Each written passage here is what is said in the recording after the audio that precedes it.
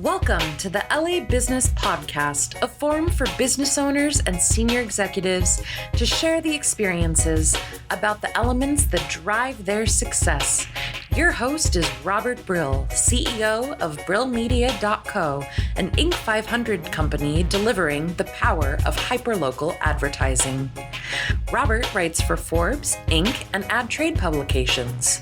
Our goal is to bring you the stories about successes and failures of people who are making big things happen in marketing, entrepreneurship, and management. Hey everyone, welcome to another episode of the LA Business Podcast. Today we have KP, founder of Board Studios. KP and I spoke recently about entrepreneurship on your podcast. Tell us a little bit about yourself, tell us the name of your podcast, and tell us what Board Studios does. Absolutely. First of all, thanks a lot for having me. It's a pleasure being here with you. We had an awesome time before, so I think we'll do a repeat here. My podcast is the B2B show. It's a video podcast where we bring on B2B practitioners and experts, and we try to learn something from them and share with our audience. So we try to make it a win-win-win. And tell us about Board Studios. And Board Studios is a company that I started 8 years ago. So before that, I was in finance, and I had invested in a startup where we needed an explainer video. And we started working with some companies. It was a nightmare because they couldn't understand what we're doing. And then the execution of the video was a nightmare. So we said, wait a minute, this is interesting. A lot of businesses need explainers. We can do this better, faster, cheaper. It so happened that the startup was about connecting you with creatives around the world. So I had a list of 100 creatives. And we figured out the process and we said, let's test it out. It tested out great. We got our first client from a landing page that I created. Then I did some ads and it worked out great. So I was doing that on the side. And as it kept growing, I left finance and I devoted myself full time to this. Yeah, we're an agency that produces explainer videos for companies ranging from startups all the way to the Fortune 100. So just briefly, before we go into some of the details on how you've grown and scale, tell us why a company needs an explainer video and what it really does. So pretty much every company needs an explainer because it's extremely difficult to communicate what's in the founder's head. When you're in a business, you know exactly what you're doing, and you think that it's so simple. When you explain it to somebody, I would say there is no chance in hell they will get it. And that has to do with, there is actually a very interesting book, How to Pitch Anything, where it explains exactly why that happens. When you explain something, you're using the most developed and most sophisticated part of your brain, whereas when somebody listens new messaging, they use the croc part of the brain, which is the fight or flight. So that part of the brain is responsible for keeping superfluous messaging out because we're bombarded with new messages every day. So in order to penetrate that part, you have to not necessarily dumb it down, but make it very approachable for the croc part of the brain to process it and understand it. If it doesn't understand it, it says, this is crap, let me get rid of it. Let's focus on what's much relevant for me. So it's very much about making sure that you're penetrating the croc part of the brain of your audience in order to be able to communicate your message effectively so they really get the value proposition. You're saying develop the what part of your brain? I'm missing that word. So our brain has 3 different systems. The more sophisticated part of the brain is what you're using in order to explain something. You're using your logic. But the crocodile, it's the reptile. It's the most reptilian brain. Yes, exactly. Yep. That's really interesting. So do you end up having to, it sounds really straightforward. I'm a business owner. I need an explainer video. But when you dig into it, I imagine you are ending up in a lot of strategy conversations. Is that like creative conversations, positioning conversations? Is that right? Oh, absolutely. And that obviously varies by company, but the earlier stage company that comes to us, obviously when it's the Fortune 100, they have figured out all their messaging, their branding, their targeting. So there we don't have as much of a strategy conversation. The strategy there has more to do with how can video help you get your message out there? How can you demonstrate thought leadership in a more cost-effective way? Whereas with the smaller companies, we have to go into some branding elements. They may not even have a logo sometimes, so we design the logo. They may not have branding guidelines, so we figure out the color palette. Or it's more about targeting, what we're trying to say with sometimes about is a video the right approach for you. I've turned away clients because they say, we have this website and it's not converting. We need a video. Video is not a panacea. It's not going to solve all your problems. You have to figure out what's the problems that, and then video is all about pouring gas on the fire. Is when you're ready to grow. That's when you need video. It with more people, make sure they get it and they connect with you and they engage you. But it's not going to solve your problem if you have a product market fit or a message market fit.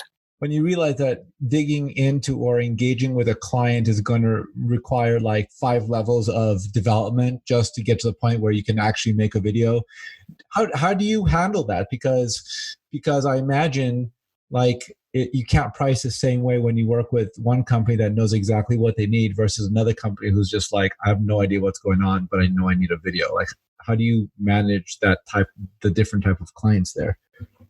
So we try to make it extremely transparent. We have pricing on our website. Our pricing is pretty much the same across the board.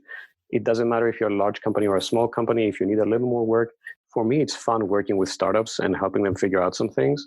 Now, obviously, if they need to redo their website or do a branding exercise, that's something where I would refer them to somebody that I know can help them. And it's not something that we do anyway. But if it has to do with, let's tweak your messaging or your targeting, or let me figure out your messaging, I'm more than happy to do that. And there is no extra charge. If somebody comes to us and they say, I'm a startup, I'm struggling, I have my script ready and everything, maybe we can give them a discount. So we handle it that way. But overall, we try to be like, this is the pricing, whether you're small or large, whether you need a little more help or not, and it averages out. That's amazing. So you were in finance earlier. In the beginning part of career, you went to Harvard. You have an MBA from Harvard. That's super interesting. What do you think?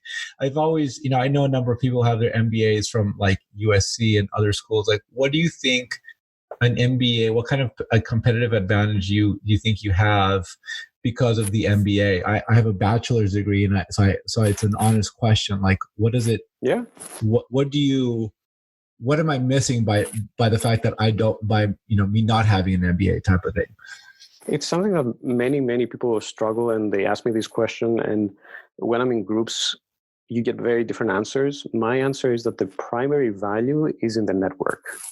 Yes, you will learn some things, but it's very similar to the bachelor's degree. How much of that knowledge are you leveraging in your business? Probably very little. Same thing goes with business school. But you're creating a network that you can, I can reach out to folks who are, I don't know, the VP of marketing at an XYZ company, and I can ask them, can you put me in touch with someone? It doesn't work as well as you would think it works, but it's definitely helping you when you're getting started. So it's not going to help me take my business from $1 to $10 million, but to go from 0 to 100,000, it can definitely help. So you've been in the business for 8 years. What were some of your early challenges and how did you overcome them? So early challenges, whenever you get started, the challenge is how to get your first client and then how do you get your second one. So the first one for us, and I think it's something, so if you ask me now if I would do things the same way, I absolutely would not. But back then, times were different. 8 years ago, marketing was very different. You know that better than I do. So back then, I created a landing page using Unbounce, and I think I spent $100 on PPC ads, and we got our first client. And that's how we sold our first $3,500 video, which to me was fascinating. Then after that, it was we turned to YouTube advertising, video ads. We are a video company. We had to do a video ad. We ran YouTube ads, and that worked brilliantly for about 2.5 years. And that's like a cautionary tale. Never rely on one channel, because I remember 2 years in August, we went from getting 50 leads to 3 leads with the same budget. So we're spending more than $100,000 a year on YouTube ads, and every month we would get 50 great leads, and that was dried up really fast. And then we were scrambling. So that was our first challenge.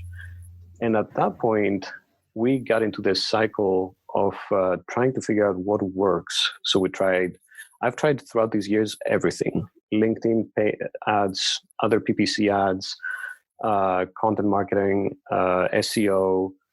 I've hired business experts, sales experts. I've hired staff to do sales. And I have to say nothing really worked. So with many agencies, and I found that now when I'm doing the B2B show, I'm talking to many agencies and they all struggle with the same thing. And sadly, everybody's growing through referrals, which, yes, it's a great way to grow. And that's how we've been growing. It's the one thing that's working for us is the land and expand, where you land with a big client, either leveraging your existing network, your friends, anybody who knows you, and you have to stay top of mind. So you have to put a lot of content out there so they see what you're doing and they understand what you're doing. And when they need you, they bring you into a large company. And then you say, okay, what other department needs me? Can you refer me to them? Can I talk to somebody else in your division? And that's how you can grow really well. I think that works still in B2B. That's the primary way to do that. Content, stay top of mind, get in a big company, land and expand. Other than that, all the tactics I often hear, and I'm always jealous of the latest tactic. I have to try it. I have to hire people to do it well because I think that I tried it and it didn't work because of me. And then I learned that it wasn't me. So I've spent a couple of $100,000 on experts, email marketing, anything. I've tried them all. Yeah. I mean, nothing has really worked. The interesting thing, KP, is that, we run some extraordinarily successful campaigns, and then we run some campaigns that don't work. And the thing that I find, which is really easy to talk about and much harder to put in practice, especially for your own business, for the same reason that you mentioned, why it's hard for the founder or owner of a business to market its business. It sounds really great in my head, but to communicate, it's a whole different thing. It's missing the strategy. What I find is when campaigns don't work, we immediately have to say, look, the creative needs to change, or the landing page needs to change, or the messaging needs to change. And the messaging needs to change because either you're saying the right thing in the wrong way, or you're just saying something that the customer doesn't want, or it's not priced the right way. And when you start getting into that realm, you start going into down the path of, or it's actually up the path of strategy. There's no strategy. Has it been proven that the thing that you want, that you are selling, and the way you're selling it, is it proven that the customer wants exactly that thing? And all too often, that's the fundamental issue. And it's so incredibly hard to nail. And it's such a fleeting concept. And I almost am starting this spot on marketing initiative because I want a different business model. I want a business model that allows for the business to grow without or outside of my referral network. It's fascinating. There are two key things. One is you want to grow outside your referral network in a predictable way. And two, you want business that's recurring. Those have been the biggest challenges, and that's what we've been tackling. So you're using content marketing as a way to grow your funnel is content connects to you, and then when trust has been created around you for a particular person, particular relationship, that's when a person now has the ability to feel confident in the services that you're offering. Exactly. And I can give you very specific examples of how, because when you say content marketing can mean anything, I can give you specific examples for your audience that may give them some ideas. So one part of our content marketing is we are doing video content marketing for companies, which means we are coming up with super streamlined ways for them to produce video at scale, meaning once a week.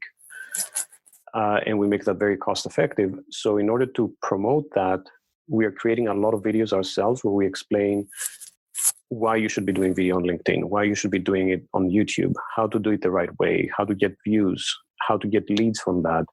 And we post them on LinkedIn and YouTube. And then after a little while, let's say after 3 months, I will get a message where somebody says, I'm an agency, I'm building this YouTube channel for my client, and I'm only getting 50 views per video. How do I grow this? And I will send them some tips. I will obviously create a video out of that because that's great content for other people to watch and share. And within 3-4 interactions, that person is a very good candidate to become a client of ours. because they will learn what goes into growing that YouTube channel, and then they will say, you do it. So you're saying, so KP, you're saying create weekly videos for about 3 months. And then you will not see results for the first 3 months. It took us at least 3 months to start seeing results. And I would say after 6 months, we started getting a steady cadence, a steady inflow of people asking us. And I would say overall, from start to finish, when you start doing your content marketing to when you start actually having clients from content marketing, it can be at least 9 months. Because there's also the sales cycle you have to factor in. Yeah. But with your content, you have to stay top of mind. You have to demonstrate that you are a leader in some space. And then you want to do that on a weekly basis because you have to coincide with when they need you. You can't do it. You can't do an email campaign for a month. You can't do video campaign for a month. You have to be doing it throughout the year so that you're top of mind all the time, and you will coincide and you will align with when the client needs you. And they won't need you immediately to sign up with you. They will say, let me ask you some questions. And that's why you have to open yourself up and say, I'm offering all this content, all this knowledge for free. Reach out to me and I will help you. And when you genuinely mean that, it comes across. And when you help them, then that's where the magic happens. You start building the goodwill. Then the second question comes in. You help them again without asking for anything. And then they say, let's work together. You've already added so much value to me. That's amazing. One of the things that I was doing at the end of last year, and I'll tell you, I faded. I didn't continue. I didn't keep up with it. One of the things I was doing was posting answers to questions on Quora and Reddit, and then taking the best stuff and putting it on LinkedIn. And I got some immediate responses. Like I got campaigns out of that. They weren't massive campaigns, but I built some relationships. And it's just like marketing is such an interesting practice because one thing I think a lot of people don't realize is that the practice of advertising and the practice of marketing, they're radically different. There's different terms, different tools, and different creative things that are happening. And what I think is super interesting about you, KP, is that you come, looking at your LinkedIn profile, you come from a data background, analyst, director of research, investment analyst, director of research, and you're creating videos now. Yep. How did you, were you always, did you have that creativity always? Did you develop it? Are you what is your role in the company at this point in 2020? I'm very much on the creative side. So that's the funny thing. So I'm coming up with scripts with the creative, meaning what visuals will accompany the scripts. And I think that's actually part of our secret sauce. I call our team business creatives. You can take creative people, and they can do amazing campaigns. So for consumer products, I probably would never be able to compete with the experts. But when you're talking about IT services, technology, things that are extremely complicated for a creative to understand, that's where we can really shine, because we're bridging the engineer. We're working with large engineering firms that have solutions that are about digital transformation, and they say, here's a deck, turn that into a video. Now, try giving that to an animation company. There's no chance they will do anything with it. So that's the secret sauce. That's where we're playing, and that's where we're winning, and they're coming back. So our client for us is somebody who comes back 50, 100 times for videos. And so your average customer, your average client, I imagine an explainer video, it seems to me from talking to you that an explainer video is sort of like the appetizer. It's like we can work with you in a single engagement, but probably your longer term clients are probably the ones who come back to you when the explainer video works. They know they like working with you, and now it's like, okay, let's deploy a full-on content marketing plan. Is that the way that relationships change or improve with your business? Absolutely. That's actually today I had 2 calls that were exactly like that. They're like, oh, we need to do an explainer video. And once you go through the discussion with them and you say, yes, you do need an explainer video, but then what? You don't want to engage your client with just one video. How are they going? It was a staffing firm. So how are you going to explain how you're different? Why should people work with you? You need videos on LinkedIn demonstrating your personality, your culture. immediately sold on that. Then how will you generate new clients? You need video podcasting. Why video podcasting? Because that's how you will engage with your audience. You will be able to share the videos. You will make new clients and client partners much more easily with a video podcast instead of a traditional podcast. Why is that? Immediately. Why is that? Why is video better than audio? So the secret that all B2B companies now are effectively focusing on podcasting, audio podcasting. And the secret is that nobody cares about the reach, because they know. I was talking to a B2B podcasting firm, and they were telling me, within 9 months, you will be lucky to get 100 downloads. So obviously you're not doing that for reach because it's so saturated and it's difficult to share audio podcasts. So what are you doing to develop relationships with channel partners and potential clients? You want to connect with them in a way that's more feels authentic and not salesy. Now take that to video. Video, you can do video and record only the audio. First of all, doing video means that you will create a much better connection with your interviewee. You will have a much better back and forth. But if you record the video and you do a video podcast and you share those videos, you have an asset that's high value and you can share on LinkedIn and YouTube. With the audio podcast, many people are posting those on LinkedIn and YouTube. They get very, very little engagement. If you do a video podcast, you can get much, much better engagement. You can share that on LinkedIn and they will share it. They look good. People will comment on how good they look. They love what they're sharing. Whereas if it's an audio podcast, you're not looking at anything. That's really interesting, KP, because the way we bridge that gap is we use an app called headliner.app. And we'll take maybe a couple 2 to 3 minute clips of the things that you're saying on this episode. And when we post it primarily on LinkedIn. We have the best engagement on LinkedIn. I agree, video is much more valuable. But the only challenge for me is that if I take Zoom, because we're recording this on Zoom, If I take a Zoom video and I sort of set it up the way you and I did your video, I'm actually really curious to see how your video ultimately looks, because I don't know, I've seen some poor, and these are people who are not experts in creating content. So I think that's part of it. It just didn't look great to have a video on Zoom, 2 people, 2 squares side by side.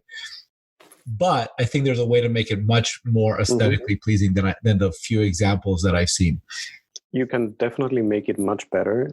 And to give you a sense of the difference so the difference is that what you're saying is absolutely right. So you can get some engagement with audio.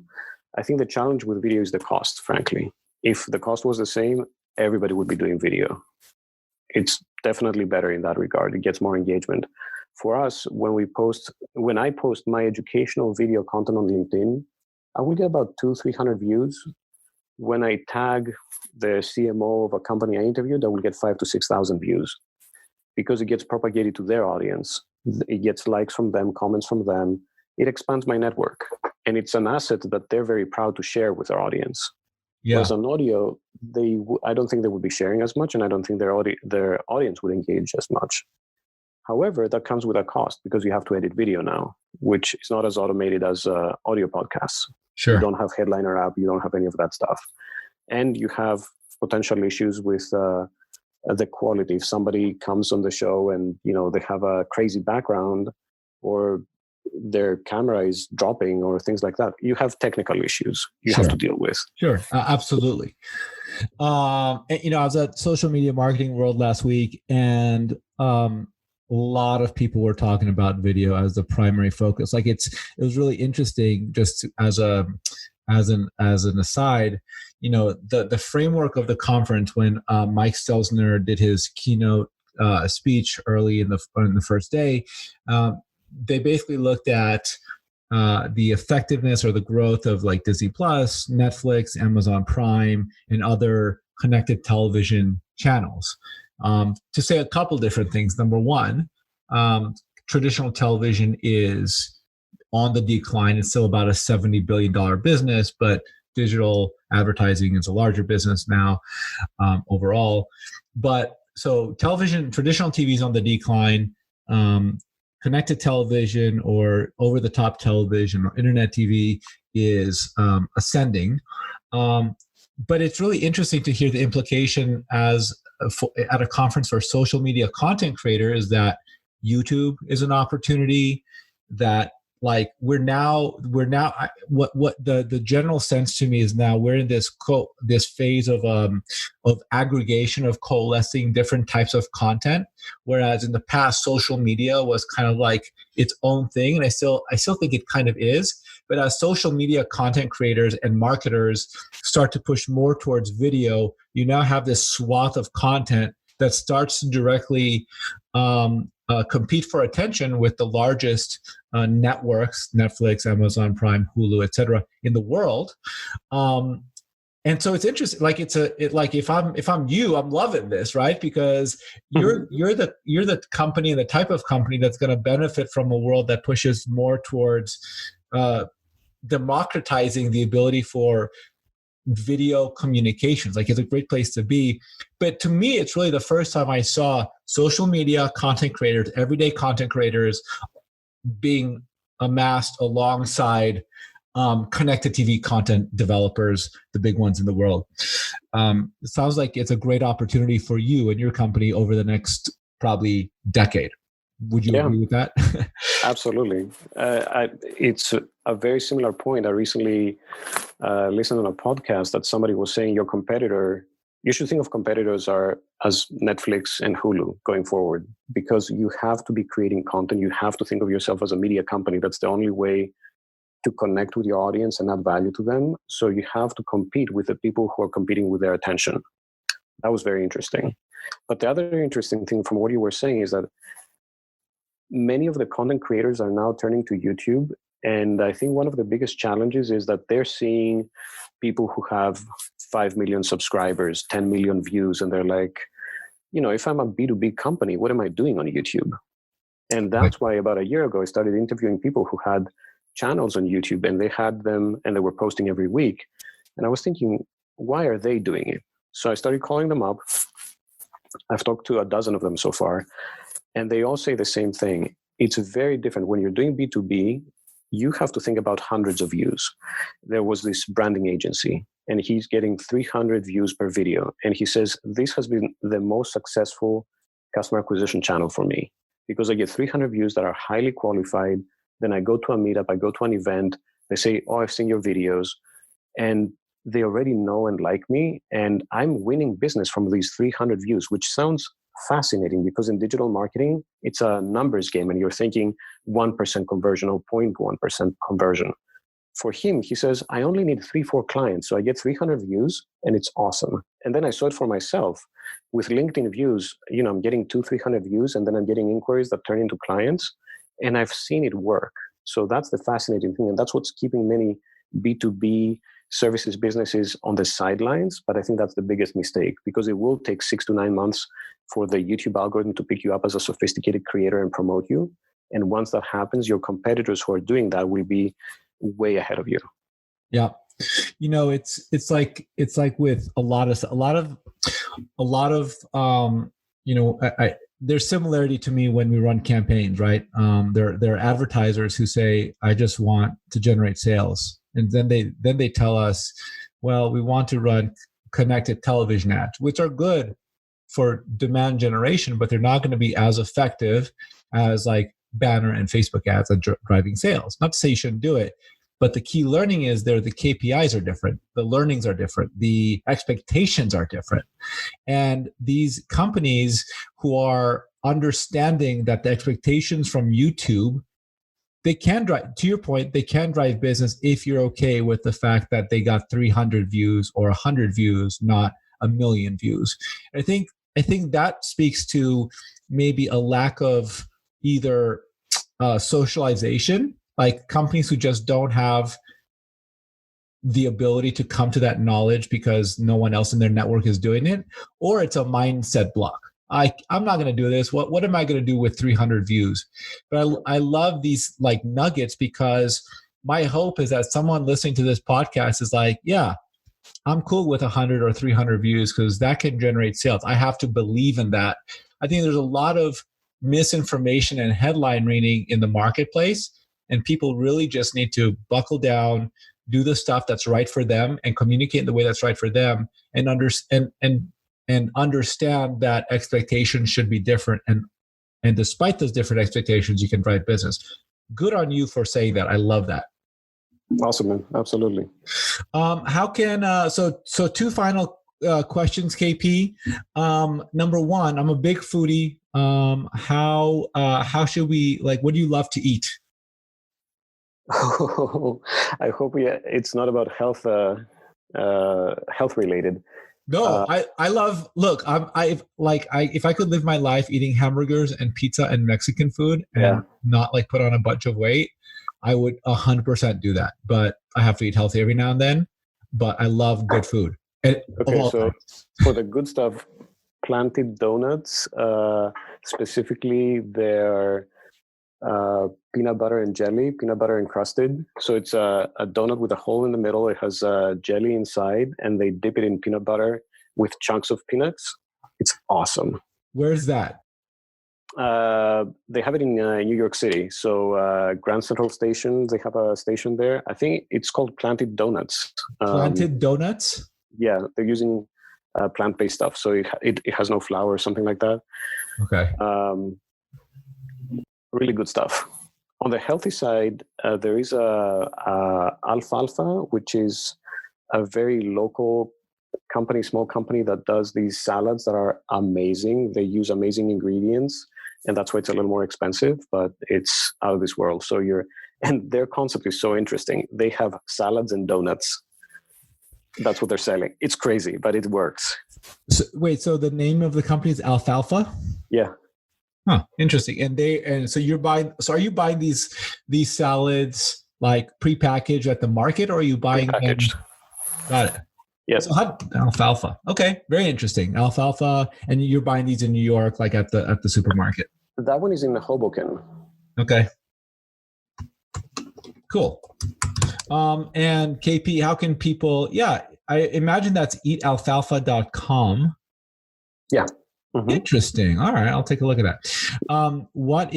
How can people find you if they want to connect with you, get more information, work with you? Tell us all the details. Our website has all the information, portfolio, pricing.